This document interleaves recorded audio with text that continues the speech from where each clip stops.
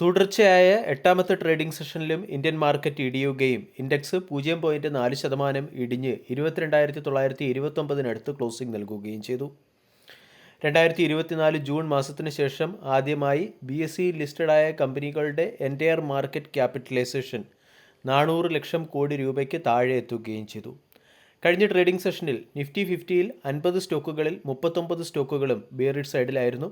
Adani port, BEL, Adani enterprises, Trent, Grasim industries തുടങ്ങിയ സ്റ്റോക്കുകളിൽ heavy selling കാണാൻ സാധിച്ചു. അതേസമയം മാർക്കറ്റ് ഔട്ട്ലുക്ക് വീക്കായിട്ടും ICICI bank, Britannia industries, Nestle, Infosys തുടങ്ങിയ സ്റ്റോക്കുകൾ ചെറിയ രീതിയിലെങ്കിലും ഗെയിൻ മാനേജ് ചെയ്തു. മിഡ് ക്യാപ് സെക്ടറിലെ സ്റ്റോക്കുകളിലൊക്കെ സെല്ലിംഗ് പ്രഷർ ശക്തമായിരുന്നു. ക്വാർട്ടർലി റിസൾട്ട് മോശമായതിനെ തുടർന്ന് ദീപക് നൈട്രേറ്റ് 16% ഇടിഞ്ഞു. America domestically pharmaceutical capacity improve ചെയ്യാൻ തീരുമാനിച്ചതിൻ്റെ പശ്ചാത്തലത്തിൽ കഴിഞ്ഞ ദിവസം ഫാർമ സെക്ടറിലെ സ്റ്റോക്കുകളിലും സെല്ലിംഗ് പ്രഷർ ശക്തമായിരുന്നു. Laurus lab, Glenmark pharma, Granules India, Zydus life science തുടങ്ങിയ സ്റ്റോക്കുകളൊക്കെ കഴിഞ്ഞ ട്രേഡിംഗ് സെഷനിൽ ഫാർമ സെക്ടറിലെ ബിഗ്ഗസ്റ്റ് ലോസറായി മാറുകയും ചെയ്തു. കഴിഞ്ഞ ആഴ്ച അല്ലെങ്കിൽ വീക്ക്ലി ബേസിസ് നോക്കുകയാണെങ്കിൽ നിഫ്റ്റി 3% ഇടിഞ്ഞപ്പോൾ മിഡ് ക്യാപ് ഇൻഡെക്സ് 7%വും സ്മാൾ ക്യാപ് ഇൻഡെക്സ് 9%-ഓളവും ഇടിഞ്ഞു. ആദ്യം തന്നെ 2025 വർഷത്തിൽ മിഡ് ക്യാപ്, സ്മാൾ ക്യാപ് സെക്ടറിലെ സ്റ്റോക്കുകളിൽ വന്ന സെല്ലിംഗ് പ്രഷറിന് പിന്നിലെ ചില പ്രധാന കാരണങ്ങൾ മനസ്സിലാക്കാം. കഴിഞ്ഞ ആഴ്ചയിലെ പെർഫോമൻസ് മാത്രം നമ്മൾ പരിഗണിക്കുകയാണെങ്കിൽ മിഡ് ക്യാപ് ഇൻഡെക്സ് 7%-ഓളം ഇടിയുകയും ഇൻഡെക്സ് തന്നെ ഒരു ബിയർ മാർക്കറ്റ് സോണിലേക്ക് എൻട്രി ചെയ്യുകയും ചെയ്തു. ഇവിടെ മിഡ് ക്യാപ്, സ്മാൾ ക്യാപ് സെക്ടറിലെ സ്റ്റോക്കുകളിൽ വന്ന പ്രോഫിറ്റ് ബുക്കിംഗ് തന്നെയാണ് ഇൻഡെക്സ് ഇടിയുന്നതിന് പിന്നിലെ പ്രധാന കാരണം.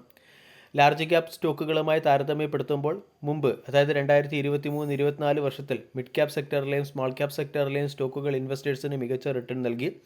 ഇതിൻ്റെ പശ്ചാത്തലത്തിൽ കൂടുതൽ investors mid cap, small cap സെക്ടറിലെ സ്റ്റോക്കുകളിലേക്ക് ആകർഷിക്കപ്പെടുകയും മിഡ് ക്യാപ്, സ്മാൾ ക്യാപ് സെക്ടറിലെ സ്റ്റോക്കുകളുടെ വാല്യൂഷൻ ഉയരുകയും ചെയ്തു.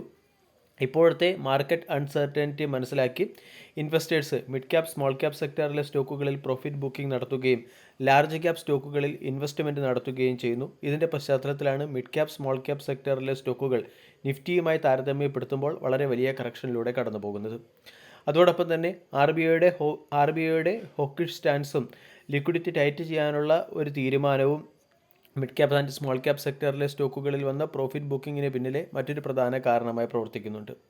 കൂടാതെ ഫിക്സഡ് ഇൻകം ഇൻവെസ്റ്റ്മെൻറ്റ് മാർക്കറ്റിൽ ഉയർന്ന വോളറ്റിലിറ്റിയുടെ പശ്ചാത്തലത്തിൽ ഫിക്സഡ് ഇൻകം ഇൻവെസ്റ്റ്മെൻറ്റിലേക്കും ബോണ്ട്, ഫിക്സഡ് ഡെപ്പോസിറ്റ് തുടങ്ങിയവയിലേക്ക് ഇൻവെസ്റ്റേഴ്സ് മാറുന്നതും മാർക്കറ്റിൽ ലിക്വിഡിറ്റി ക്രഞ്ചിന് പിന്നിലെ പ്രധാന കാരണമായി മാറിയിട്ടുണ്ട്. ഈ liquidity crunch mid cap and small cap സെക്ടറിലെ സ്റ്റോക്കുകളിലാണ് ഏറ്റവും അധികം കാണാൻ സാധിക്കുന്നത്. അതുപോലെ തന്നെ mid cap and small cap സെക്ടറിലെ സ്റ്റോക്കുകളിൽ സെല്ലിംഗ് പ്രഷർ വന്നതിന് പിന്നിലെ മറ്റൊരു പ്രധാന കാരണം ഫോറിൻ ഇൻസ്റ്റിറ്റ്യൂഷണൽ ഇൻവെസ്റ്റേഴ്സിൻ്റെ തുടർച്ചയായ സെല്ലിംഗ് തന്നെയാണ്. ഫോറിൻ ഇൻസ്റ്റിറ്റ്യൂഷണൽ ഇൻവെസ്റ്റർ ഇന്ത്യൻ മാർക്കറ്റിൽ തുടർച്ചയായ സെല്ലിംഗ് നടത്തുന്നതിൻ്റെ പശ്ചാത്തലത്തിൽ ട്രേഡ് ഡെഫിസിറ്റ് വൈഡൻ ആവുകയും രൂപയുടെ മൂല്യം ഡോളറുമായി താരതമ്യപ്പെടുത്തുമ്പോൾ താഴ്ത്തു പോവുകയും ചെയ്യുന്നുണ്ട്.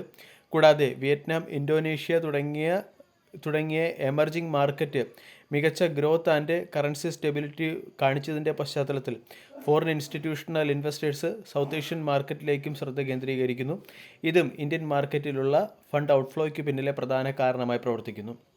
അതോടൊപ്പം തന്നെ റീറ്റെയിൽ സിപ്പ് നമ്മൾ പരിശോധിക്കുകയാണെങ്കിൽ റീറ്റെയിൽ ഇൻവെസ്റ്റേഴ്സിൻ്റെ അല്ലെങ്കിൽ ഡൊമസ്റ്റിക് ഇൻവെസ്റ്റേഴ്സിൻ്റെ സിസ്റ്റമാറ്റിക് ഇൻവെസ്റ്റ്മെൻറ്റ് പ്ലാനിലും ചെറിയ രീതിയിലുള്ള കുറവ് വന്നു തുടങ്ങിയിട്ടുണ്ട്. ഇതിൻ്റെ പശ്ചാത്തലത്തിൽ വരും സമയങ്ങളിൽ കൂടുതൽ സെല്ലിംഗ് പ്രഷർ ഇൻറ്റൻസ് ആകാനും സാധ്യതയുണ്ട്. കൂടാതെ മൈക്രോ എക്കോണമിക് പ്രഷറും മാർക്കറ്റ് ഇടിയുന്നതിന് പിന്നിലെ ഒരു പ്രധാന കാരണമാണ്. ഹൈ ക്രൂഡ് ഓയിലിൻ്റെ പ്രൈസും ഗ്ലോബലി വീക്ക് ഡിമാൻഡ്, പ്രത്യേകിച്ചും IT, ടെക്സ്റ്റൈൽ ഇൻഡസ്ട്രി തുടങ്ങിയവയിലുണ്ടായിരിക്കുന്ന വീക്ക് ഡിമാൻഡ്. കൂടാതെ അമേരിക്ക ഇന്ത്യക്ക് മുകളിൽ ഏർപ്പെടുത്തുന്ന താരിഫും അമേരിക്കയ്ക്ക് മുകളിൽ ഏർപ്പെടുത്തുന്ന താരിഫും ഗ്ലോബലി അമേരിക്കയിൽ ട്രംപ് അധികാരമേറ്റതിന് ശേഷം ഉയർന്നു വന്നിരിക്കുന്ന താരിഫുമായി ബന്ധപ്പെട്ട അൺസർട്ടനിറ്റിയും ഗ്ലോബൽ മാർക്കറ്റിനെയും ഇന്ത്യൻ മാർക്കറ്റിനെയും പ്രതികൂലമായി ബാധിച്ചിട്ടുണ്ട്. അതോടൊപ്പം തന്നെ ക്വാർട്ടർലി റിസൾട്ട് സെഷനിൽ ഒട്ടുമിക്ക കമ്പനികളുടെയും പെർഫോമൻസ് വളരെ മോശമാണ്. ദീപക് നൈട്രേറ്റിൻ്റെ ക്വാർട്ടർലി റിസൾട്ട് നമ്മൾ പരിശോധിക്കുകയാണെങ്കിൽ പ്രോഫിറ്റിൽ ഗണ്യമായ ഇടിവാണ് കമ്പനിയിൽ വന്നിരിക്കുന്നത്. ഒട്ടുമിക്ക മിഡ് ക്യാപ്, സ്മോൾ ക്യാപ് സെക്ടറിലെ സ്റ്റോക്കുകളിലും വന്നിരിക്കുന്ന മോശം ക്വാർട്ടർലി റിസൾട്ടും mid cap and small cap സെക്ടറിലെ സ്റ്റോക്കുകളിലെ സെല്ലിംഗ് പ്രഷറിന് പിന്നിലെ ഒരു പ്രധാന കാരണമായി പ്രവർത്തിക്കുന്നു. 2025 വർഷത്തിൽ ഗ്ലോബൽ ഹെഡ്വിൻഡുകളും ഡൊമസ്റ്റിക് ലിക്വിഡിറ്റിയും ഒരു പ്രധാന കൺസേണായി മാറിയിട്ടുണ്ട്. അതുകൊണ്ട് വരും സമയങ്ങളിൽ മാർക്കറ്റിൽ സെല്ലിംഗ് പ്രഷർ തുടരാൻ സാധ്യതയുണ്ടെന്ന് തന്നെയാണ് പല അനലിസ്റ്റുകളും പറയുന്നത്. ഇനി നിഫ്റ്റിയുടെ പ്രധാനപ്പെട്ട ലെവലുകൾ കൂടി മനസ്സിലാക്കാം. വീക്ക്ലി ബേസിസിൽ ഒരു ബിയറിഷ് ക്യാൻഡിൽ ഫോം ചെയ്തതിൻ്റെ പശ്ചാത്തലത്തിൽ നിഫ്റ്റിയുടെ ട്രെൻഡ് ഏറെക്കുറെ നെഗറ്റീവായി മാറിക്കഴിഞ്ഞു. 22,800 തന്നെയാണ് സ്ട്രോങ് സപ്പോർട്ട്. 22,800 എന്ന സപ്പോർട്ട് നഷ്ടമായാൽ 22,480, അതായത് 20-യുടെ എക്സ്പൊണൻഷ്യൽ മൂവിംഗ് ആവറേജ് റേഞ്ചിലേക്ക് മാർക്കറ്റ് ഇടിയാൻ സാധ്യതയുണ്ട്. 23,250 ഇമ്മീഡിയറ്റ് റെസിസ്റ്റൻസായി പ്രവർത്തിക്കും. 23,250 മുതൽ 23,300 എന്ന സോൺ തന്നെയാണ് മാർക്കറ്റിൻ്റെ പ്രധാന ഹാർഡിലായി പ്രവർത്തിക്കുക. ഓപ്ഷൻ ഇൻട്രസ്റ്റ് ഡേറ്റ അല്ലെങ്കിൽ OI ഡേറ്റ നമ്മൾ പരിശോധിക്കുകയാണെങ്കിൽ കോൾ സൈഡിൽ 23,000-ഉം 23,100-ഉം പ്രധാന റെസിസ്റ്റൻസായി പ്രവർത്തിക്കുന്നുണ്ട്. 22,800, 22,900 തുടങ്ങിയ ലെവലുകൾ പ്രധാന സപ്പോർട്ടായി പ്രവർത്തിക്കുകയും ചെയ്യുന്നു. നിഫ്റ്റി ടെക്നിക്കലി നോക്കുകയാണെങ്കിൽ 22,800 തന്നെയാണ് ഇമ്മീഡിയറ്റ് സപ്പോർട്ടായി പ്രവർത്തിക്കുന്നത്.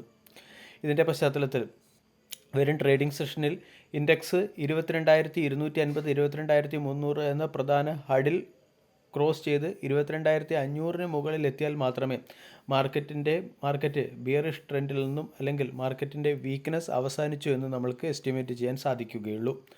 വീഡിയോ എല്ലാവർക്കും ഇഷ്ടമായി എന്ന് വിശ്വസിക്കുന്നു. Thank you.